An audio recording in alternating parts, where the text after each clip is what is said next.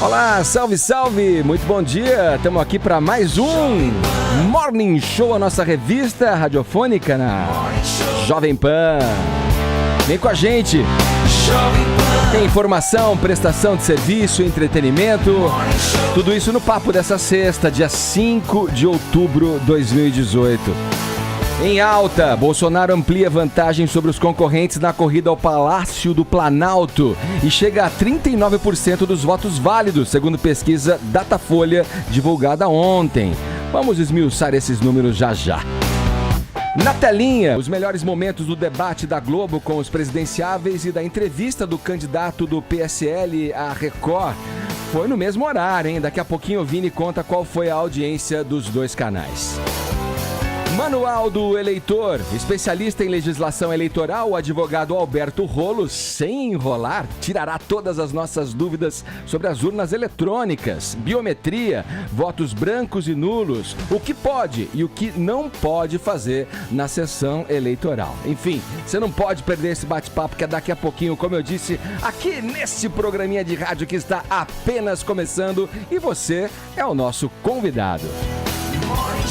De honra, diga-se de passagem, hein? Bom dia, Paulinha. Bom dia, senhor Edgar. Você conferiu os destaques aqui, né, do Morning. Sim, senhor, a gente tá recheado. Hoje é um dia movimentado e importante, mas eu quero saber qual é a hashtag que você trouxe pra gente. A hashtag é tudo sobre a eleição. Tá aí a oportunidade para você tirar a sua dúvida com o Dr. Rolo, que vai estar daqui a pouco aqui com a gente. Então, qualquer dúvida que você tenha, agora é o momento. Escreve pra gente aqui no Twitter, hashtag tudo sobre a eleição. Boa, pelo WhatsApp você interage também, 11 931 7009. Mande uma dúvida aqui para ser esclarecida pelo Dr. Rolo sobre o processo eleitoral, tá bom? Tá em dúvida? Quer saber alguma coisa? Tem algum detalhe que te passa, que você não consegue entender muito bem? Grave um vídeo, mande para cá com a sua dúvida que o Dr. Rolo responde logo mais no Morning Show e o nosso número é o 11 931 7009. No mais, você nos acompanha também pelo aplicativo da Jovem Pan, pelo portal jovempanfm.com.br, pela nossa transmissão no nosso live streaming no youtube.com/morningshowjp. Além do conteúdo extra nas nossas mídias sociais, estamos no Instagram e também no Facebook. Passe por lá, deixe o seu joinha, que a gente fica bem animadão, feliz da vida, tá bom? Vamos em frente, todos convidados a passarem a próxima hora e meia colados aqui na Jovem Pan, porque o Morning Show tá apenas começando. O candidato do PSL à presidência da República, Jair Bolsonaro, ampliou a vantagem sobre os concorrentes, atingindo agora 35% das intenções de voto, segundo pesquisa Datafolha divulgada ontem. Na sondagem, Fernando Haddad, do PT, aparece com 22%, Ciro Gomes, do PDT, com 11% e Geraldo Alckmin, do PSDB, somando 8%. Considerando aí apenas os votos válidos, a vantagem do capitão reformado é ainda maior. Ele teria 39%. 14 pontos, portanto, à frente de Fernando Haddad, enquanto Ciro ficaria com 13% e Alckmin com 9%. Nas simulações de segundo turno, Bolsonaro tem um ponto a mais que Haddad, 44-43. Portanto, temos aí um empate técnico, né? Vamos a Brasília conversar com os nossos olhos e ouvidos na capital federal, Zé Maria Trindade. Vamos lá, Trindade, considerando os votos totais, aí o Bolsonaro é o único com trajetória aí de alta, segundo o que dizem as pesquisas aí, né? É uma frequente essa na corrida do Bolsonaro. Bom dia para você aí na capital do poder. Salve, muito bom dia, Edgar, bom dia a todos. Olha, Edgar, eu gosto bem de analisar as pesquisas, exatamente isso aí, a trajetória, né? Instituto por instituto e trajetória por trajetória. A trajetória do Bolsonaro é de alta e ganhou um sentido muito mais rápido depois da história do ele não e do ele sim. Isso não há dúvida. Neste caso aí, ele está tirando votos dos indecisos e poucos, muito poucos votos ali do Geraldo Alckmin e da Marina. Agora, o Ciro Gomes ainda tem expectativa, mas através das últimas aparições a gente vê que muitos candidatos já jogaram a toalha, vão perder, estão tentando ali ter uma derrota mais digna, com um pouco maior de votos, né? Agora, todas as avaliações aqui são no sentido de que dificilmente, não é impossível, mas dificilmente Bolsonaro vai liquidar a fatura no primeiro turno. Portanto, teremos um polêmico e disputado segundo turno entre Jair Bolsonaro e Fernando Haddad. Olha, Edgar, não houve novidades e esta falta de novidades é uma grande novidade, no sentido de confirmação da tendência que vem sendo apresentada aí nas últimas pesquisas. Mas deixa eu colocar um dado aí, Trindade, frente ao que você falou, para ouvir o comentário do Joel aqui. Olha, 25% do eleitorado ainda pode mudar de voto. É um número suficiente aí para variações decisivas nessa reta final aí da campanha, né? Conforme dizem os diretores do próprio Datafolha, o Mauro Paulino e o Alessandro Giannone. Vamos lá, Joel, o que você diz a esse respeito? Tem votos em aberto ainda, Edgar, mas acho muito difícil acreditar que vão mudar na mesma direção, né? Seria muitos desses estarem na mesma direção aí para realmente fazer a diferença.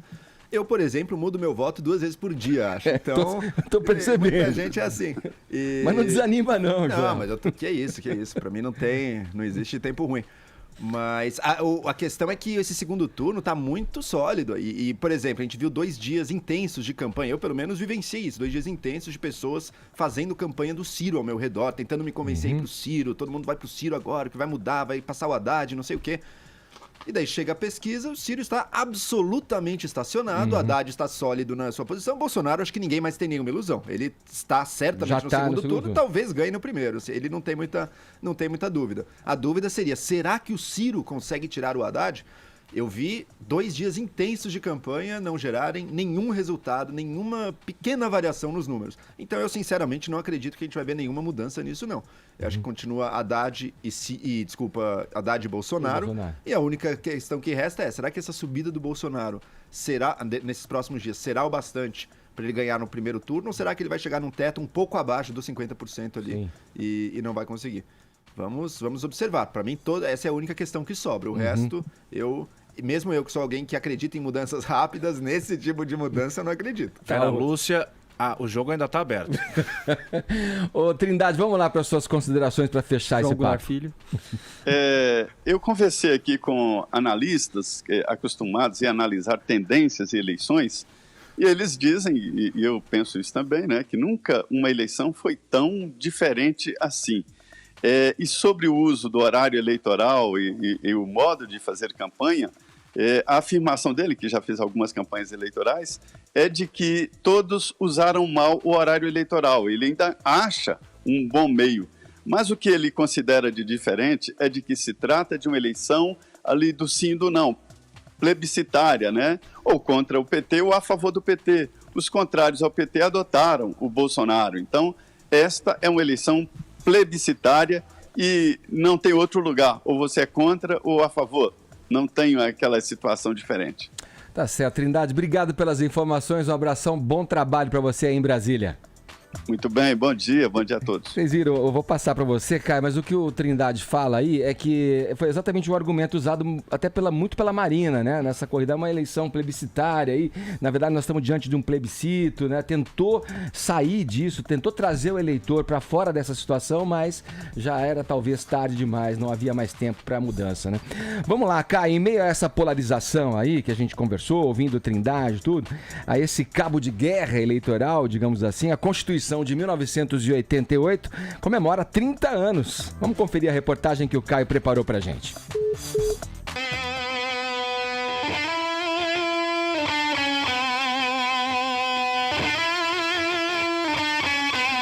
O Brasil é um país com 518 anos de descobrimento, mas como república não tem nem 130. Hoje vivem aqui 208 milhões de brasileiros que andam para cima e para baixo todos os dias. E para essa gente toda se entender, existe a Constituição Federal, estabelecida em 1988. No fim dos anos de 1980, o Brasil ainda vivia a ressaca da ditadura militar. Tempo em que o governo combatia a qualquer custo qualquer ameaça de que o comunismo pudesse vigorar por aqui. Por 2 décadas restaram apenas os deveres. 559 parlamentares foram escolhidos 2 anos antes para formar a Assembleia que ia redigir o texto. Era a Assembleia Constituinte. instalada a Assembleia Nacional Constituinte. Formada por representantes de todos os cantos do país, que representavam os interesses das pessoas que estavam mais próximas a cada um deles. Para passar uma borracha no passado ainda recente, a Constituição teve que ser escrita com muito cuidado. O jurista Miguel Reale Júnior acompanhou de perto todo esse processo. Existia, sem dúvida nenhuma, um grande desfile de interesses, né? Eu sempre disse que na Constituinte havia um desfile da tanga à toga, quer dizer, desde os magistrados aos índios estavam lá. Era tanta gente dando palpite, reivindicando causas, que acabaram passando coisas como o artigo 242, que previa que o Colégio Pedro II, no Rio de Janeiro, continuasse na órbita federal. Com o passar dos anos, o comportamento da sociedade mudou e a Constituição Federal de 1988 passou a ser chamada de ultrapassada e até mesmo de prolixa. Mas seria um erro acreditar que não houve coisas boas. A Constituição Federal criou o SUS, o Sistema Único de Saúde, que é a única máquina que funciona de forma articulada em toda a federação. Até então, só os trabalhadores que tivessem vinculados à Previdência Social tinham acesso ao serviço público de saúde. É verdade que há sérios problemas financeiros e de alcance, mas como sistema, a saúde funciona muito melhor, por exemplo, do que a segurança pública e a educação, que são desarticuladas. Muitos juristas renomados defendem que a Constituição de 88 tem um texto avançado. Caso do professor de Direito Constitucional da PUC São Paulo, Pedro Serrano. Nós fomos observar a lista dos países com mercado mais livre no mundo. A maioria são também países que têm uma ampla pauta de direitos sociais. Não há incompatibilidade, como se faz crer, ou se quer fazer crer, tanto direita quanto esquerda. Para garantir que a educação seja um direito de todos, foi escrito o artigo 205, que implica inclusive na responsabilização da autoridade competente caso falte o ensino obrigatório. Mais 2 milhões de jovens e crianças com idades entre 7 e 14 anos ficaram fora das salas de aula, segundo o relatório de monitoramento das metas do Plano Nacional de Educação elaborado pelo INEP nesse ano. Outros juristas de nome seguem essa mesma linha de raciocínio, como o professor de Direito Constitucional da PUC São Paulo, Luiz Guilherme Conte. Num país desigual, os direitos funcionam sim como uma proteção daqueles mais necessitados. Eles não são entrave para o desenvolvimento econômico. Mas parece haver consenso entre os especialistas sobre o atraso do plano de estrutura de Estado, como foi feito. Eu acho que um dos maiores defeitos dela está, sem dúvida nenhuma, na questão da estrutura de poder, né? Na relação de poder e no regime presidencialista que foi embutido na Constituição. O caráter extensivo, analítico dessa Constituição que temos é um pouco produto da nossa sociedade, com a sua desconfiança justificada no Estado, né? Em que cada grupo procura ou pretende explicitar seus direitos, não confiando que o Estado legislador ordinário vai depois reconhecê-lo. No ano de 1988, o país tinha 75 milhões de eleitores e hoje tem 147. E é justamente com o voto que se pode fazer alguma coisa para mudar a realidade. A Constituição Federal está aí, as eleições também.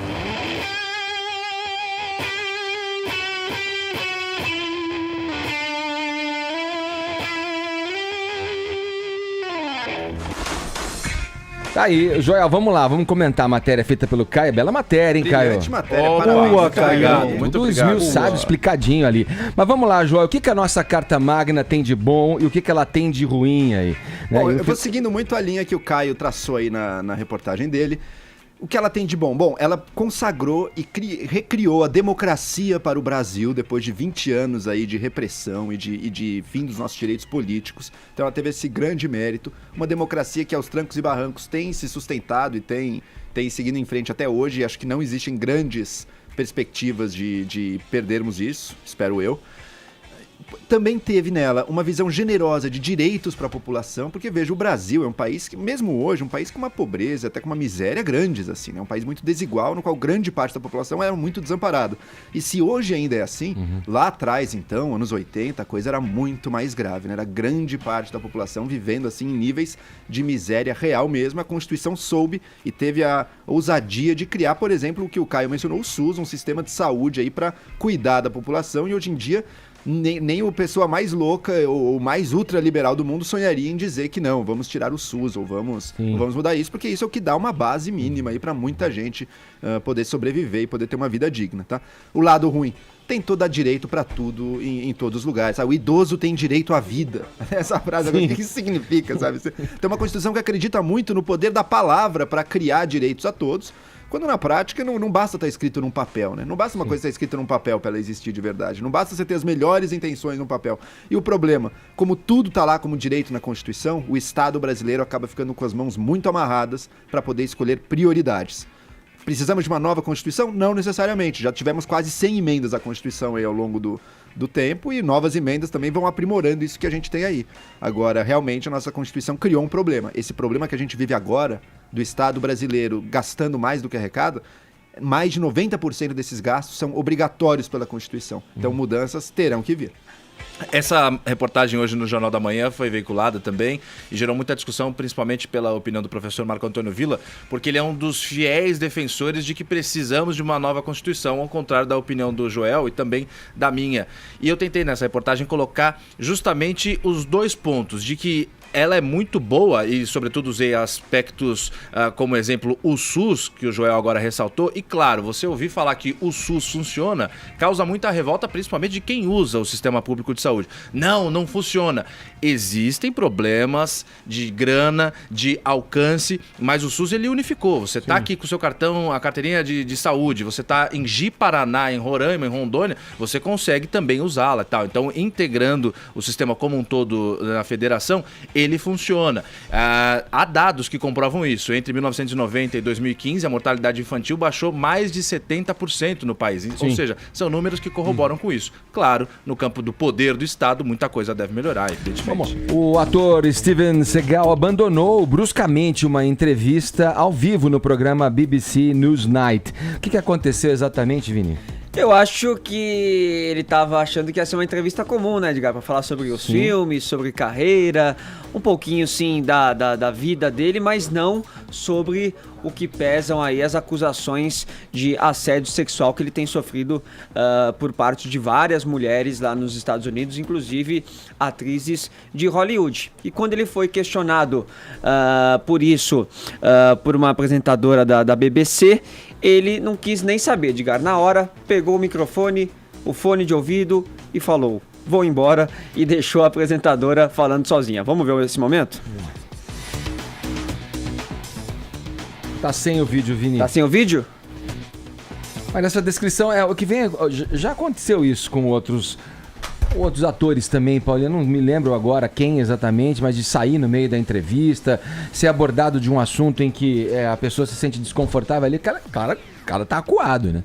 Foi ser perguntado a respeito, falou... Tá acuado ou é um pouco inocente de ir para uma entrevista e imaginar que a tá polêmica do né? momento, o último assunto que levantou ele nas notícias, não vai ser um assunto, né? E é na BBC, né? Não é no canal E, né? De falar de filmes. É BBC que provavelmente... A gente sabe como acontece a condução para essas entrevistas. Tem alguns assessores que realmente pressionam a produção dos programas para não entrar em certos assuntos. Até aqui no Morning, às vezes a gente tem problema, porque a gente não vai só perguntar sobre esse filme, a gente vai falar de todos os assuntos e tal. E muita gente não se sente confortável. Mas chegar ao ponto de ir até lá para depois sair... É só pra gerar, acho que um vídeo de meme, essa coisa pra ficar comentada, porque não é possível que o cara ache... Você acha que ele chegou sabendo? Não é possível que o cara ache que vai chegar lá e ninguém vai falar disso, tá aqui, o vídeo tá pronto, vamos ver pra gente seguir falando. Solta, Bruno. You obviously spend a lot of time in Russia, you spend a lot of time in America, you're making films and so forth. And in terms of your life in America, you didn't very much caught up in all the allegations of sexual harassment. You had a rape allegation against you, and I wonder how you deal with all that. entrou no assunto, né? Você quer alegações de estupro, ele já tirou o fone. Parece que era uma videoconferência, né?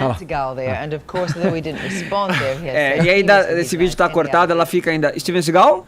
Alô, Steven? Mas por aí? Mas ela mandou bem, cara. Ela ficou de boa ali, ela só falou, não, porque vocês viram, não respondeu. Ele acabou sendo cortado esse outro trecho que eu comentei, mas ele não quis responder sobre essas acusações, e sempre aquela discussão que a gente fala, né? Será que são acusações verdadeiras ou não? Eu acho que uma coisa que corrobora muito é a quantidade de mulheres que acabam entrando, que acabam acusando, né? Então não foi nenhuma, nem duas, nem três, não foram poucos casos. Foram vários aí, e de atrizes importantes de Hollywood, como a Juliana Margulies, a Lisa Guerreiro, Portia de Rossi, que fizeram... Só que são acusações que já aconteceram há muito tempo, então já prescreveram. Elas eram jovens atrizes. E um tipo de condenação. Se ele não tem culpa no cartório, tá aí uma oportunidade dele se defender falar, também. Isso é um absurdo, tem que partir. A pessoa sair, às vezes pega, acho que em geral pega mal, alimenta né? ainda mais a ideia, né, de que ele tem culpa no cartório, né? Exatamente. Vamos lá, vamos seguir, Paulinha. Agora é contigo, minha querida. Vamos finalizar esse momento celebridades aqui. Temos novidades em relação ao também ator Ben Affleck, que passa por um tratamento contra o alcoolismo. Não é a primeira vez, Edgar, ele já passou por uma rehab em 2001 e 2017. O vício do Ben Affleck é em álcool, Edgar, e parece ser uma coisa bastante recorrente até na família dele. O irmão dele, Casey Affleck, numa recente entrevista, disse que está há 6 anos sóbrio, que o pai dele está há 30 anos sóbrio, que o avô deles também era alcoólatra. Então parece ser uma briga aí constante da genética, né? Exatamente, contra o alcoolismo. Então ele publicou no Instagram dele uma carta em que ele conta que passou por um programa residencial de 40 dias para se reabilitar. Reconhece que essa é uma luta difícil e perpétua, e aí também aproveitou para agradecer a família, né, os fãs, os amigos pelo apoio. O Ben Affleck conta com o apoio da ex-mulher, que é a Jennifer Garner, com quem ele tem 3 filhos, né?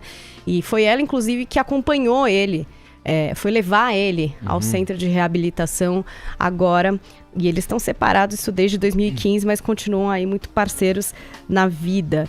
E é isso, né? Uma briga complicada, difícil, e realmente aqui, como o Ben Affleck reconhece, eterna. E não é só dele, é de muita gente. Álcool é uma droga legalizada, Edgar, que às vezes a gente tem até dificuldade de evitar. Porque quem nunca foi num jantar ou numa festa e falou, hoje eu não vou beber nada. Nossa, que chato, toma alguma coisa aqui com a gente, né? Tem uma pressão toma alguma social, coisa, né? Vamos fazer um brinde aqui. Então, assim, é realmente muito delicado. Espero que o Ben Affleck saia dessa, siga, porque é um cara que tem Oscars aí em sua carreira, não é verdade? Venceu com o melhor roteiro por Gênio Indomável, junto com Matt Damon, depois em 2013 por Argo, melhor filme, ele que produziu, dirigiu. Então é um grande talento do cinema. Fez um bom Batman, isso na minha opinião. Já conta há controvérsias. Mas já conta que vale, Paulinha. É a sua opinião que vale, Paulinha. Eu não gostei do Batman dele. A do da Pena conta também, não, vai. Da Pena não. Da Pena sabe nada. Essa aí você vai ganhar hater. Paulinha é uma estudiosa. E aí a gente fica na torcida para que realmente ele consiga sair dessa e se manter sóbrio. Até porque 3 filhos, né, gente? Vamos lá, Ben Affleck, força. Isso aí. Ô, da Pena, aproveita da hora certa pra gente aí. É evidente que não foi bom. 10h31, horário de Brasília, velho. Jovem Pan Morning Show. Bora, seguindo aqui com o Morning Show, sexta-feira na Jovem Pan. Olha, domingo é o dia da eleição e ainda tem muitas pessoas cheias de dúvidas sobre o processo eleitoral, o que pode, o que não pode fazer. Por isso, a partir de agora, a gente vai prestar um serviço aqui na companhia do advogado, colaborador aqui da Jovem Pan, Dr. Alberto Rolo, que é especialista em direito eleitoral, é bom, né? Direito eleitoral. Dr. Rolo, bom dia, obrigado pela presença aqui. Prazer falar com o senhor mais uma vez na Jovem Pan. A primeira pergunta que eu passo a você é...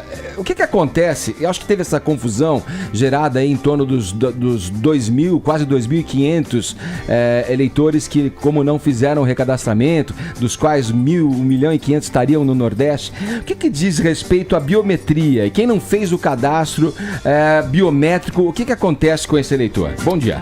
Bom dia, Edgar. É um prazer voltar a participar do programa Morning Show e com essa bancada seleta. Então vamos lá, vamos aproveitar o tempo para responder o máximo de perguntas possíveis. Recadastramento, biometria. A Justiça Eleitoral normalmente faz recadastramento para depurar o cadastro, quem morreu, quem mudou de estado, quem mudou de cidade, então isso é normal. E aí aproveitou-se o recadastramento para fazer a biometria, que é um acréscimo de um item de segurança para a urna eletrônica. Muita gente fala da urna eletrônica, a gente pode falar da segurança. É um item a mais de segurança da urna eletrônica fazer a biometria. E o número que o TSE deu é que no total, entre recadastramento normal e biometria, foram mais de 3 milhões, chegou a 3 milhões e 300 mil títulos, mas tudo junto. Então quem não fez, resumindo... Foi o meu caso esse. Então, quem não fez a biometria, onde isso era obrigatório, aqui no estado de São Paulo são 100 municípios obrigatórios. Eu vou dar o exemplo do maior deles, que é Guarulhos, município de Guarulhos, aqui na Grande São Paulo, para quem está fora de São Paulo, onde não fez, a biometria era obrigatória, onde não foi feita, foi feito esse recadastramento, o eleitor teve o título cancelado entre aspas, porque está suspenso, então ele não vai poder votar agora em 2018, nem no primeiro turno, nem no segundo turno. Em novembro, reabre esse recadastramento, essa biometria. Então, o eleitor, se realmente tem interesse e achou que foi prejudicado, vai lá e regulariza a sua situação. Sim. Doutor, que a palavra assusta, né? O seu título vai ser cancelado. Né? Já que o senhor falou em urna eletrônica, acho que é a grande discussão do momento, né? Não no passado muito distante, parecia que era algo que não se tinha discussão, muitos falavam que a urna era a única coisa que funcionava no Brasil e não funcionava em outras partes do mundo, mas agora tem essa discussão.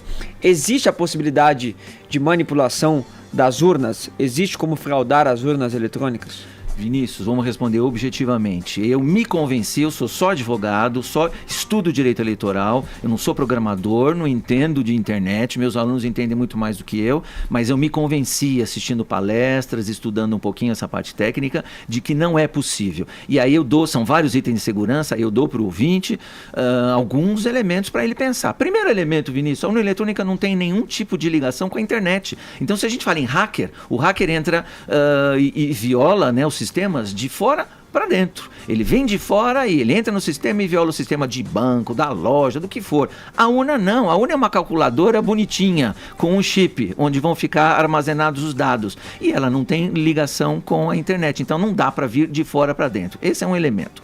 Outro elemento. Quando terminar às 17 horas, o presidente da mesa vai pegar aquele chip, uma espécie de pendrive, né? Onde estão a memória, onde estão guardados os votos e vai levar num centro de apuração. Esse centro de apuração, a transmissão desses dados é feita também por linha dedicada. Então também não tem como você interferir nessa linha dedicada. O programa é auditado, é fiscalizado pela OAB, pelo Ministério Público quando ele é feito.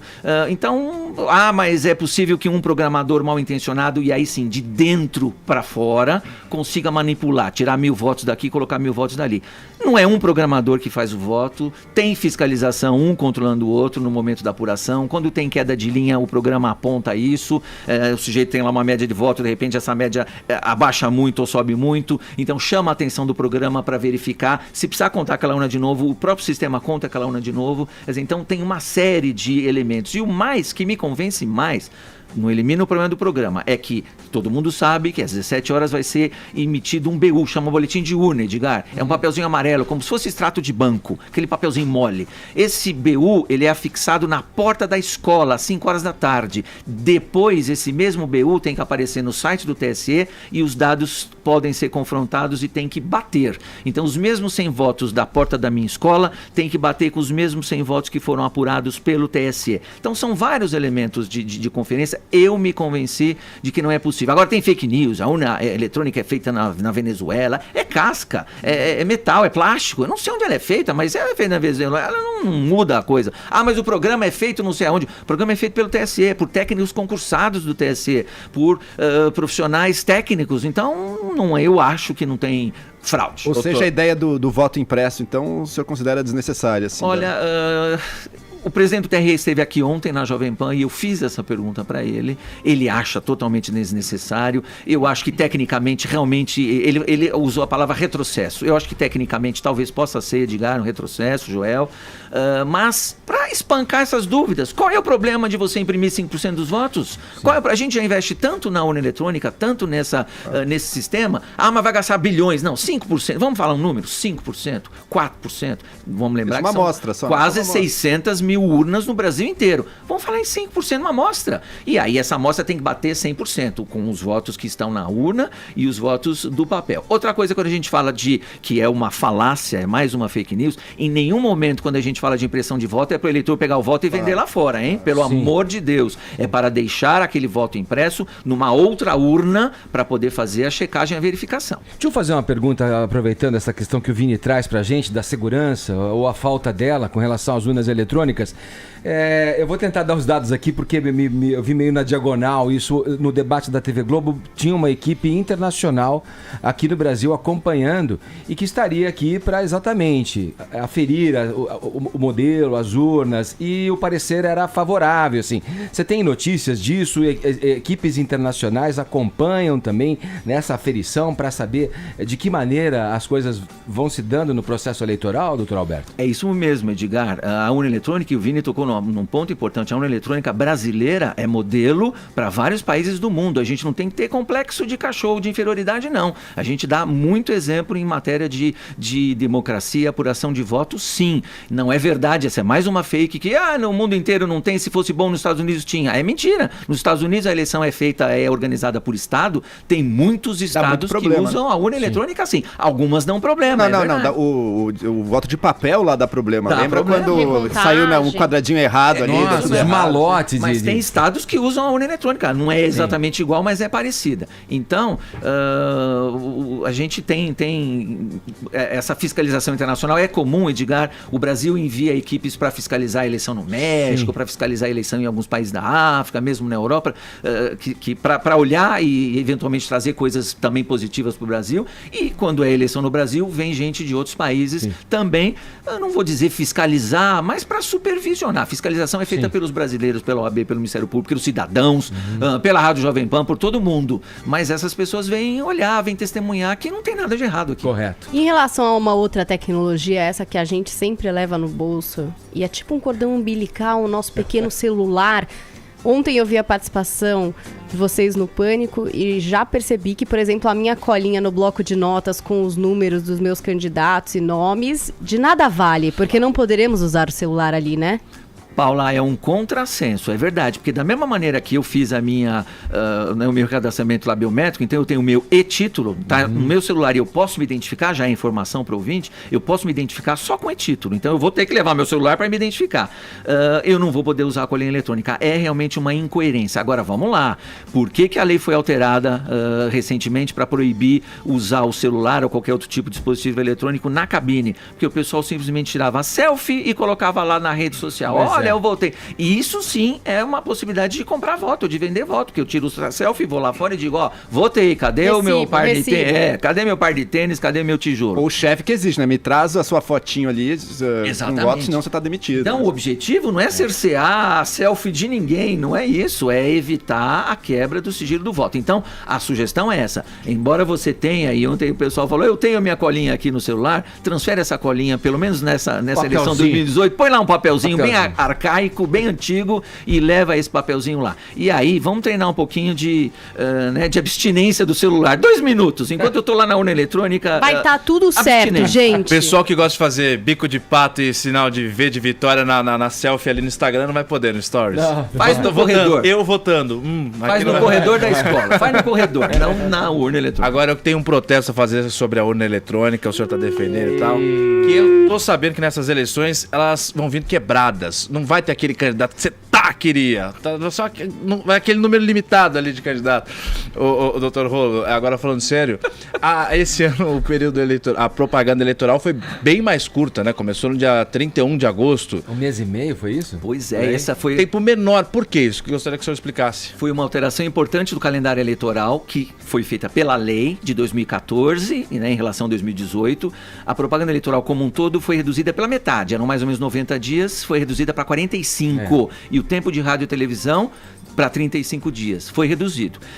Nós discutimos isso lá na OAB, eu sou vice-presidente da Comissão de Direito Eleitoral da OAB daqui de São Paulo, e a gente entende que essa redução da propaganda, e aí vamos falar, né, seriamente, a redução da propaganda dificulta a escolha do eleitor, porque a partir do momento que eu tenho menos tempo de exposição dos candidatos das propostas, o eleitor fica mais perdido, que é alguma coisa que a gente está sentindo agora. A gente não vê propaganda na rua muito pouco, a gente não vê propaganda em outros, né, segmentos muito pouco, mesmo rádio e televisão reduziu o tempo, quer dizer, aí a gente chega nesse beco que você falou e a urna tá quebrada, quer dizer, em quem que eu vou votar? Não sei, tem muita gente que não sabe quem vai votar. Agora, também tem uma outra análise, aí é uma análise política, e eu lanço a ideia, e aí vocês discutem, que essa redução de tempo foi de propósito para diminuir a possibilidade de renovação, porque o eleitor não conhece quem é novo, quem é novidade, então ele vai votar em alguém que ele já ouviu falar, então de repente a renovação vai ser prejudicada. Sem contar que também, Joel, que você percebe que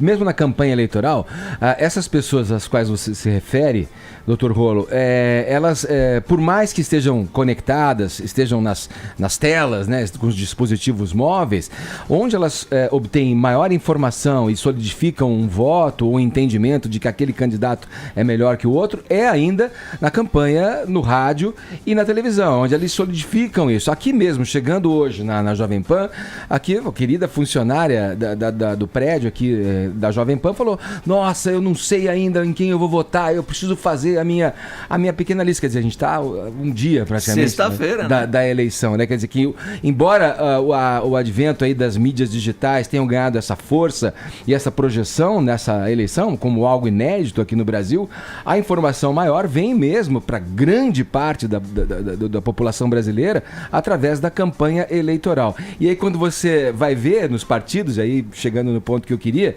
os que são, digamos, os caciques dos partidos, tem lá, não sei por que organização partidária, um destaque maior na propaganda da sua sigla, né? Isso também prejudica que o eleitor conheça caras novas, maneiras novas, propostas novas, né? É isso mesmo, reduziu pela metade.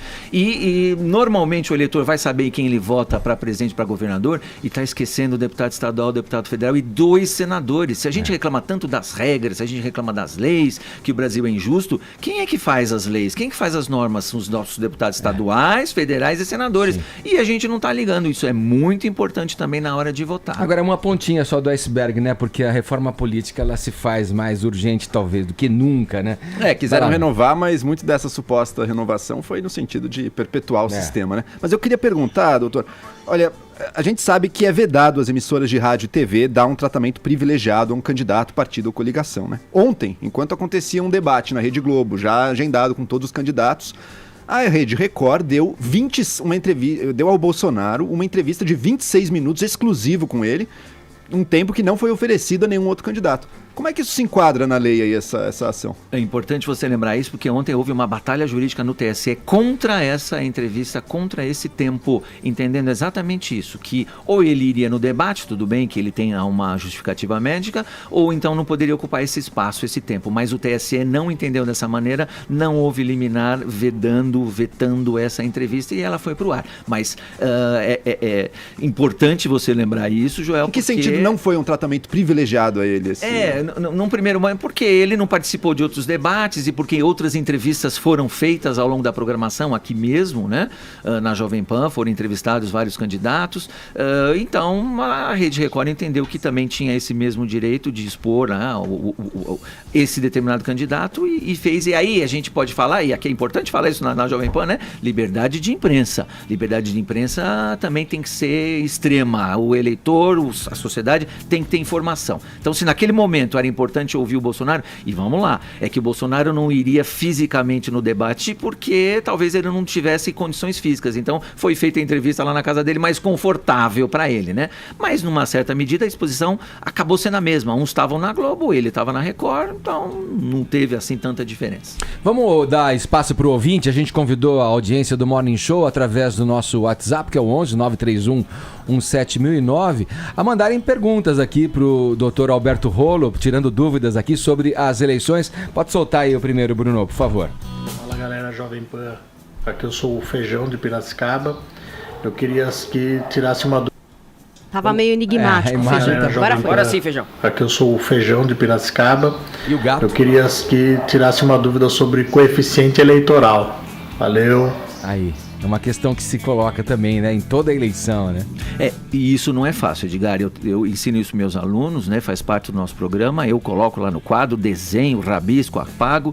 O que é o quociente eleitoral? Né? Pode ser coeficiente também, o ouvinte não está errado. Eu falo quociente. O que é o quociente eleitoral? É você pegar o total de votos válidos para aquela eleição de deputado federal e estadual. Isso é para o modelo, né, de eleição para o Poder Legislativo, voto proporcional. Senador é majoritário. Então, deputado federal, deputado estadual, você divide pelas cadeiras a serem preenchidas. No estado de São Paulo, você divide por 70, que são deputados federais 70, e divide por 94 deputados estaduais, porque o número é esse. E aí você divide o total de votos válidos de deputados estaduais e de deputados federais por esse número. E aí o resultado dessa divisão é o tal do quociente eleitoral. Vamos chutar um número, 300 mil, que aliás é um número próximo do que foi em 2014. Tipo uma nota de corte, vai. Isso, exatamente. Vale o exemplo, Edgar. Uma nota de corte, então, de 300 mil votos, que é mais ou menos o que foi em 2014, né? Em 2018 não foi ainda, 2014 foi mais ou menos 300 mil. Então, todos os partidos, para deputado federal, todos os partidos que fizeram 300 mil votos para deputado federal vão eleger um, dois, três. Aí esse é o múltiplo desse número. Então, por isso que tem partido que elege 10 candidatos, porque ele fez 3 milhões dividido por 300 mil, dá 10. Aí eu lembro, doutor, o efeito Tiririca. Exatamente. Conseguiu 1.500.000 votos. Exatamente. Aí ele leva, além dele, se eleger, ele leva tantos outros. Se você mantiver o exemplo 1.500.000 dividido por 300, vai dar 5. Sim. Então é ele mais 4. Ele arrasta. Exatamente. Tem mais vídeo aqui. Solta, Bruno. Vamos lá. Vamos dinamizar aqui com o ouvinte participando aqui, tirando as dúvidas. Show, aqui é o Felipe de Americana SP. E a minha dúvida é a seguinte: se eu decidir votar só para presidente e votar nulo nos demais, se o meu voto realmente vai para presidente ou ele é anulado junto com os outros. Abraço, tchau, tchau, fica com Deus. E hashtag partiu pra cima. E aí, doutor? Excelente pergunta. É uma das fake news que andaram circulando por aí. O meu grupo de amigos do Colégio 3 de Maio era pequenininho.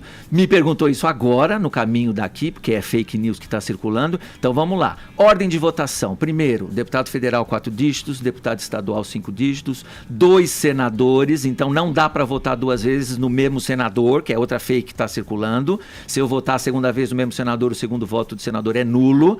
Depois... tem 2 senadores, depois governador e depois presidente por último. Em qualquer desses 6 votos, o eleitor tem a opção de votar nulo ou votar em branco, mas ele tem que ir até o final.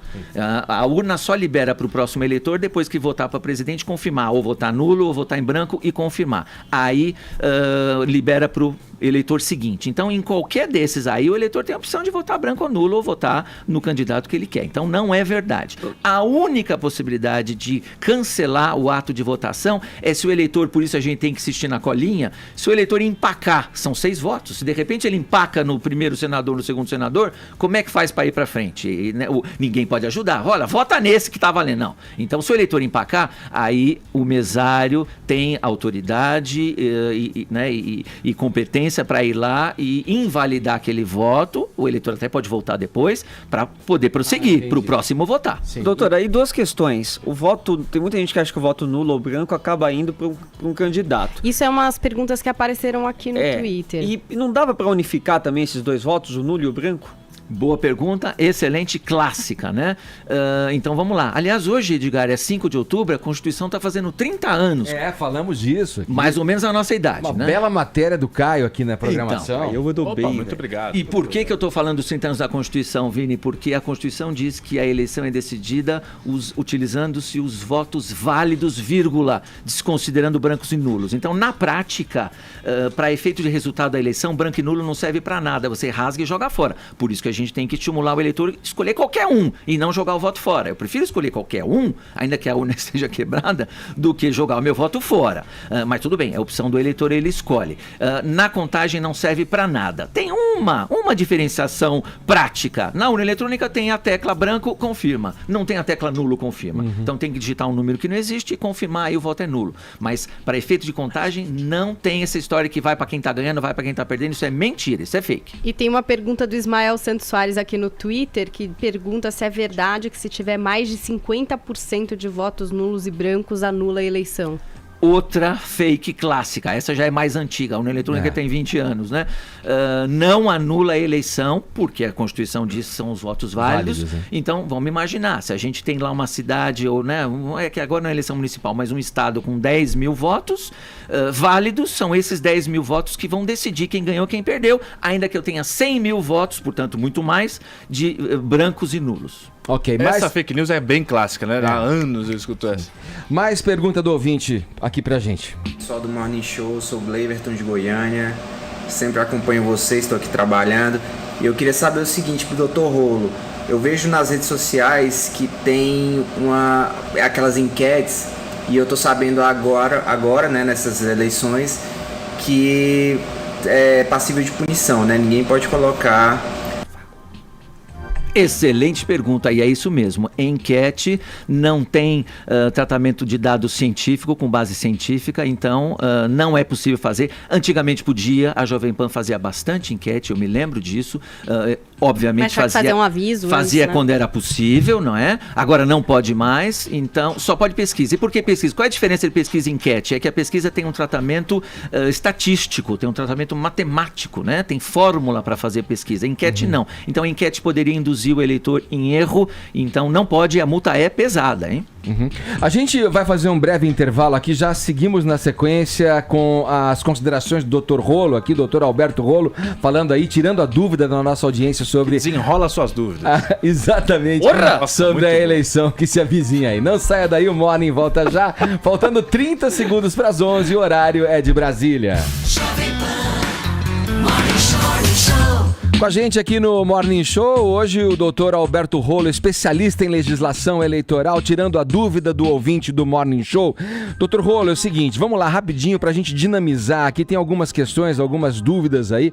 Primeiro, olha só, quem não votar no primeiro turno pode votar no segundo turno? Sim, são eleições diferentes, pode votar. Camiseta com cara de candidato ao votar. Boca de urna, que é aquele santinho ali próximo à sessão. Rede social, campanha por rede social. Bebida, a tal da lei seca. Chega, então não dá tempo, Edgar. Vamos lá. Lei seca. No estado de São Paulo, a informação que não vai ter. Eu recebi notícia que no Amazonas, por exemplo, vai ter. No Piauí, por exemplo, vai ter. Porque não é da legislação eleitoral. Isso é cada Secretaria de Segurança de cada estado. Camiseta com cara do Camiseta. candidato. A lei diz que candidato não pode fazer nem distribuir, são os dois verbos, porque antigamente podia e muita gente recebia como brinde, então daria impressão de venda de voto. O presidente do TRE falou ontem que não pode usar a camiseta que eu comprei aí na rua com a cara do meu candidato, mas a lei permite manifestação individual e silenciosa, então o eleitor pode pegar a sua própria camiseta e colar adesivo do candidato dele e ir votar dessa maneira. Boca de urna, o famoso santinho ali na esquina da sessão eleitoral, pode ou não? Boca de urna é crime, já pôde em algum momento, mas agora é crime, então se houver, se acontecer isso, o eleitor tira foto, no celular qualquer um tira foto e manda para o TRE para a pessoa, o candidato serem processados, é crime. Você que costuma postar aí na tua mídia social, no Twitter, no teu Facebook, no Instagram, a foto do seu candidato favorito, saiba o que você pode e o que você não pode fazer agora. Redes sociais até sábado, meia-noite, eu posso pedir voto, falar o que eu quiser, xingar o outro. Xingar é feio, né? Mas falar mal do outro adversário, pedir voto pro meu até sábado, meia-noite. Essa meia-noite é a virada de hoje para amanhã. Isso. No domingo não pode pedir voto, porque mesmo na rede social, porque é considerado boca de urna. Eu posso até dizer, olha, já fui lá, já votei na Mariazinha, já votei no Zezinho, mas não posso dizer, quero que você vote também, sim, aí ele ganha, alguma coisa do tipo. E post então, sobre domingo, candidato? Sobre o candidato, em discussão sobre, fazer posts? Vai entrar, Joel, naquele subjetivismo. mesmo. Se for propaganda eleitoral, não pode ser negativa, né? Pode ser um post negativo. É melhor não fazer no domingo, ou espera terminar a votação 5 horas da tarde e faz depois. Ô, doutor, voto em legenda, muita pergunta aqui sobre voto em legenda. Voto de legenda para poder legislativo, tirando o senador, né? Estadual e federal. Os 2 primeiros dígitos do partido confirma. Esse voto de legenda vai entrar no quociente eleitoral para aquele partido, não para o candidato então mais votado daquele partido, não para aquele específico que eu queria votar. Para ficar claro, o senhor disse que são 5 números para candidato primeiro federal, 4 números, 4 dígitos, 5 dígitos para deputado estadual. Então quer dizer, se no candidato a deputado estadual colocar o número da legenda, o voto vai... Legenda confirma, vai para aquele partido ou para aquela coligação. Então é um voto válido, vai ser contado. Perfeito. Ô, doutor, na reta final dessa corrida eleitoral, a gente viu muitas pessoas escolhendo seus candidatos em função do resultado das pesquisas eleitorais. Até que momento pode se fazer uma pesquisa por parte dos grandes institutos? Boa pergunta, Arcon. Em algum momento a lei tentou proibir divulgação de pesquisa na véspera, no dia da eleição. Hoje não tem mais isso, o STF entendeu que é inconstitucional, justamente pelo direito à informação. Então pesquisa pode ser divulgada em qualquer momento. A única restrição que tem é pesquisa de boca de urna. Então pesquisa que for feita no domingo, que é chamada pesquisa de boca de urna, só pode ser divulgada depois das 17 horas.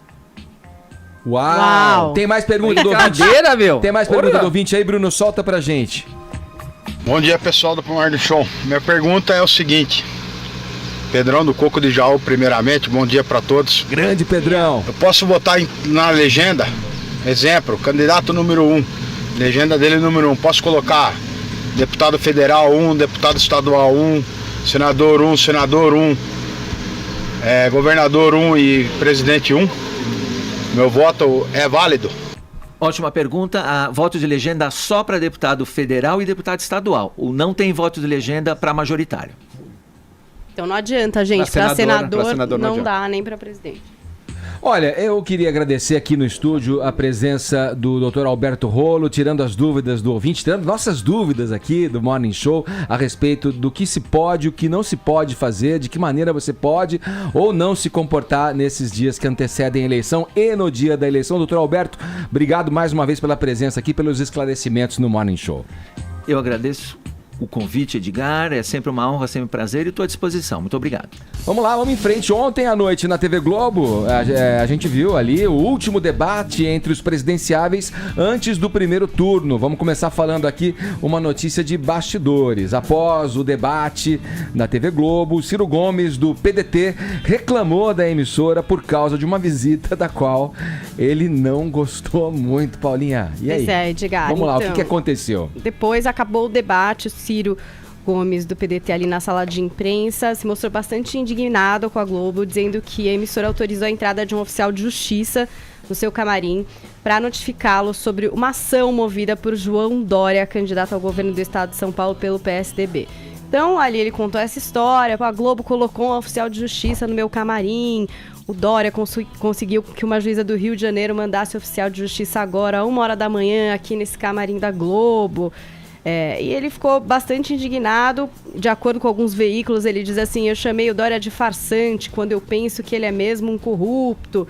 Então, cada meio de comunicação fez aí o seu report a respeito do que foi dito ali pelo Ciro, bastante indignado. A TV Globo respondeu ao que disse o Ciro, disse que teve mesmo um oficial de justiça que esteve lá nos estúdios da Globo na quinta, de surpresa, para entregar essa citação ao candidato Ciro Gomes, que participava do debate. Os assessores do candidato pediram para que o oficial esperasse o fim do debate para cumprir a sua diligência, para evitar que o episódio fosse explorado politicamente. Esse oficial ficou em uma sala reservada esperando aí que terminasse o debate. Terminou o debate, o Ciro foi informado do que aconteceu e não quis comparecer a essa sala onde estava o oficial de justiça para receber a citação. E aí esse oficial de justiça resolveu ir de encontro ao candidato, mas acabou impedido pelos assessores, ou enfim, por quem acompanhava ali o Ciro Gomes. A revista Veja detalha no site que foi exatamente isso que aconteceu. Como o Ciro não foi de encontro a esse oficial, o oficial começou a seguir ele e tentar fazer a leitura ali da documentação que ele tinha. acabou empurrado por apoiadores do candidato, não conseguiu fazer a entrega do documento, e a Veja também registrou uma última fala do presidenciável que seria: nunca mais piso nesse lugar, Edgar. Tá aí, bom, vamos em frente. Essa é uma notícia que mesmo pegou de surpresa, não só o Ciro, mas todo mundo, né? Porque ninguém esperava que fosse chegar né? Não é comum isso, né? Normalmente o oficial de justiça... E essa ação, movida pelo Dória, de 2017, a intimação foi expedida só nessa quinta-feira. Por uma juíza do Rio, exatamente, né? E é um processo por calúnia, difamação e injúria. Uhum. Fala, uma linha, vai, Caio. Só uma linha. Eu costumo sempre criticar, ou geralmente criticar as posturas do Ciro Gomes, mas nesse caso esse destempero dele é cabido, porque mandar um oficial de justiça, não colocando essa ordem atrelada ao Dória, eu acho que ele nem tem poder sobre isso, ele simplesmente entra na justiça e a justiça que toca o processo. Sim. Agora, quem ordenou esse oficial de justiça ir lá num debate, numa emissora antes do debate, que já é tenso, pelo amor de Deus, aí também tá mais uma vez a escolha do timing do juiz, né, que acaba sendo uma escolha. Aí tem um viés político, né? Uhum. Olha, além do Ciro Gomes, participaram do debate Álvaro Dias, do Podemos, Fernando Haddad, do PT, Geraldo Alckmin, do PSDB, Guilherme Boulos, do PSOL, Henrique Meirelles, do MDB e Marina Silva, da Rede. O Jair Bolsonaro, do PSL, não compareceu por recomendação médica. Caio, vamos lá. Edgar, antes de você passar a bola pro Caio, só uma correção do que eu falei ontem aqui, que o Guilherme Boulos não estaria no debate, e na verdade quem não estava só foi o Cabo Daciolo, que até entrou com pedido na justiça. O Boulos estava normalmente, já tinha sido convidado pela emissora. Uma errata aqui minha. Boa, dito isso, muito Caio, o que você destaca pra gente desse que foi o último debate agora no primeiro turno entre os candidatos à presidência? Eu usei a palavra tensão para fazer esse comentário do meu ponto de vista sobre o oficial de justiça procurando o Ciro Gomes, enfim, porque esse foi um debate marcado pela tensão e também marcado com um pouco mais de agressividade em comparação aos outros das outras emissoras.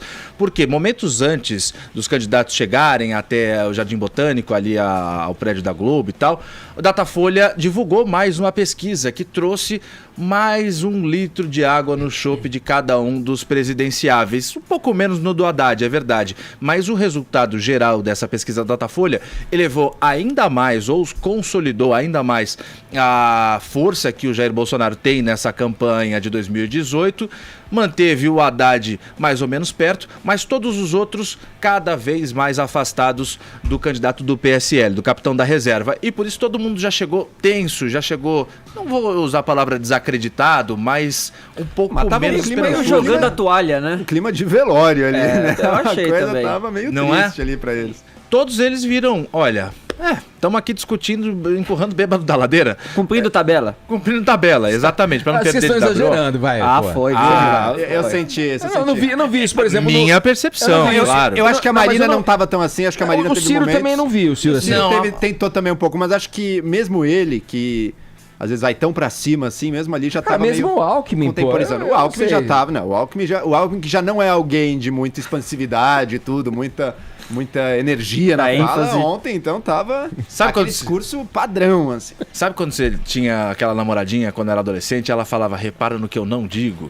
Então, leia sempre nas entrelinhas. Nas entrelinhas, os candidatos, eles estavam mantendo aquela pose habitual, mas nas entrelinhas eles estavam com o semblante meio baixo, meio down, porque essa pesquisa veio uma pra fazer campanha, isso. uma coisa muito desgastante para qualquer um, e quando já tá claro que não vai dar para chegar na vitória, então a pessoa naturalmente já tá pronta para descansar. Aí foi um debate marcado pela tensão, sob o meu ponto de vista.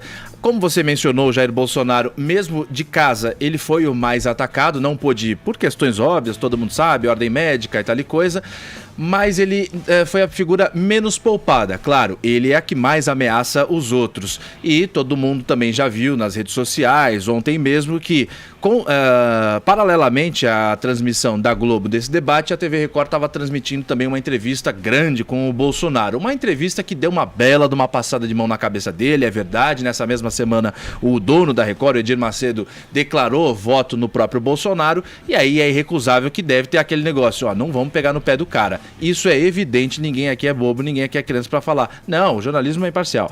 Bom, o Bolsonaro não foi colocado contra a parede... É verdade, o Bolsonaro não foi colocado contra a parede em momento algum, não falou de temas delicados e as perguntas feitas a todo momento levantavam a bola para o Bolsonaro apresentar o lado legal dele, um programa de governo e tal e coisa.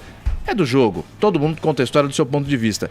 Bom, tirando a figura do Bolsonaro, os embates que eu me chamaram mais atenção dentro do debate da Record foram em torno da figura do... da Globo. Foram na figura do Haddad. Obrigado, Vini. Na figura do Haddad. Ele foi bastante questionado por ser uma continuação do programa do Lula, do PT, enfim. O Haddad deu algumas declarações polêmicas, disse que o PT não quebrou a Petrobras, mas o ponto alto de todo esse debate foi quando a Marina Silva deu um apertão nele na questão de autocríticas, já que o PT esteve envolvido em vários escândalos. É lamentável que você não reconheça nenhum dos erros. Abriu o palácio para os pobres, mas o Bolsa Empresário, só no BNDES, foi 1 trilhão para meia dúzia. Isso é equivalente a 35 anos de Bolsa Família. O Bolsa Empresário, 5% do PIB. O Bolsa Família, 0,5%, Haddad. Vários casos de corrupção. Você tem agora a oportunidade de olhar para o povo brasileiro e reconhecer os erros e você não faz. Você reitera todos os erros cometidos e ainda faz um elogio do mesmo jeito, como se pedir desculpas, como se reconhecer erros fosse um problema. Não é.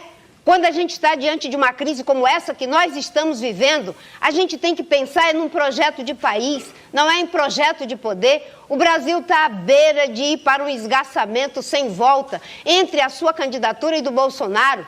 É preciso pôr um termo em tudo isso. Bom, foram essas palavras. A Marina Silva foi bem incisiva nesse ponto de vista dela. E o Haddad, ele evitou dar explicações, responder ao questionamento da autocrítica. Ele saiu ali pela tangente e gastou 1 minuto e meio que ele tinha para dar a réplica dele, o Edgar. Não responde nada, né? Se o Haddad virou, ele realmente encarnou a coisa do poste ali, né? Ele tá realmente o poste do Lula. Tem essa coisa da resposta sempre, aquela resposta padrão. É só aquilo, Lula, blá, blá, blá. Vamos lá, Vini, enquanto o debate corria, a gente já falou um pouco aqui, né, na indagação ao doutor Alberto Rolo, que esteve com a gente, o Joel, ele perguntou a respeito do Bolsonaro, queria que você avançasse um pouco nessa questão da entrevista à Rede Record. Como é que foi? Foi uma entrevista que até do ponto de vista estratégico ali, até para a própria emissora, eles esperaram começar o debate da Globo para colocar a entrevista e isso acabou dobrando até a audiência do jornal no horário. Claro que o debate da Globo teve ainda mais audiência, porque a Globo também já naturalmente dá tem, também, né, mais audiência que a Record neste horário, mas foi teve bastante visibilidade até pela figura que envolve aí o Jair Bolsonaro, líder das pesquisas, né, Edgar? Ele aproveitou o espaço que realmente não teve um tom de sabatina, né, como a gente tem visto ultimamente aí dos jornalistas com os candidatos à presidência, foi mais para saber mesmo como que tá o Jair Bolsonaro. Foi a primeira entrevista pós-alta dele do Hospital Albert Einstein, o que ele ainda sente sobre o que ocorreu com ele lá em Juiz de Fora, agora que já saiu até a decisão ali, a conclusão, né, da investigação da Polícia Federal e do Ministério Público, e como que ele está vendo esse cenário aí a poucos dias da eleição. Então ele se aproveitou bastante desse espaço até para negar várias acusações que imputam contra ele, como de racismo, de homofobia, de machismo, de misoginia. Também negou afirmou que tem ocorrido muitas fake news em torno da campanha dele aí, de que ele vai acabar com o Bolsa Família, com o 13º, falou que o Mourão foi mal interpretado naquela fala dele, né, com relação também ao imposto de renda. Então ele diz que tem muita fake news e que, com relação às fake news que são atribuídas a ele, pelos seguidores dele, ele diz: olha, eu não tenho controle sobre milhões de seguidores, mas posso garantir que da minha parte, da minha campanha, não é veiculada nenhuma fake news. E aí eu destaquei aqui pra gente ouvir uma parte que ele atacou bastante o PT, atacou bastante a candidatura do Fernando Haddad, vários pontos aí da campanha do Haddad. E sabe quem ele parabenizou, Edgar? Qual é? O Palocci. Pela delação que o Palocci tem feito, né? Ele diz que é uma delação corajosa, que ele tem tentado aí contribuir, tem tentado colaborar para que as investigações sejam feitas, e aí fez esse elogio ao Palocci e criticou também essa tentativa de tomada do poder do PT. Vamos ouvir. Sempre há um impacto. O Palocci, antes mesmo de qualquer delação, ele já vinha colaborando. Ele foi um homem muito próximo do governo, ele conta as entranhas do poder. Não tem como ele não fugir da verdade. E ele quer colaborar e vem colaborando. Então, parabéns ao Palocci, né? Porque quem não erra como ser humano. E ele tenta, logicamente, diminuir o dano ocasionado em todo o Brasil com suas ações. Ele mesmo disse, nas últimas campanhas de Dilma Rousseff, gastou-se em torno de R$1,5 bilhão de reais. E quase 1 bilhão foi Caixa 2.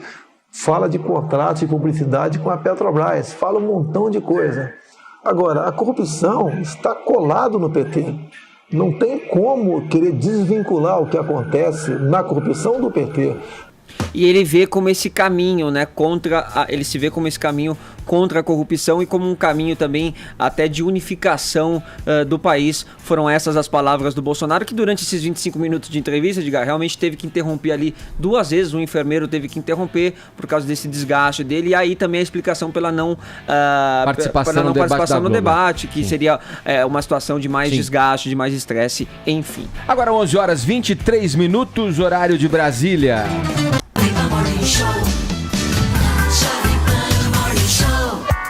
Foi anunciado na manhã de hoje, em Oslo, na Noruega, o vencedor do Prêmio Nobel da Paz 2018. Na verdade, foram 2 os vencedores, né, Paulinha? Foram, Ed. O médico congolês Denis Mukwege e a iraquiana Nadia Murad. Esse médico é um médico ginecologista que ajuda vítimas de violência sexual no seu país, a República Democrática do Congo. Se você quiser saber mais até sobre o trabalho dele, você pode assistir a um documentário na Netflix, o City of Joy, que trata exatamente do trabalho desse médico e da sua luta contra o terrorismo sexual, Edgar. E a Nadia Murad é uma garota de uma minoria religiosa curda chamada Yazid. Ela é uma das milhares de vítimas de abusos sexuais cometidos pelo Estado Islâmico no Iraque. E o Comitê do Nobel afirma que ela é uma personalidade de coragem incomum ao contar a sua própria experiência e como porta-voz de outras vítimas. Ela que também foi nomeada embaixadora da boa vontade para a dignidade dos sobreviventes do tráfico humano do Escritório das Nações Unidas sobre Drogas e Crime, Edgar. Boa. Então, olha, essa foi a última notícia dessa semana. Eu aproveito aqui para me despedir de vocês. Estou entrando em férias. Nossa, me Carlos deu Aros, até por favor, posicione-se ali no microfone.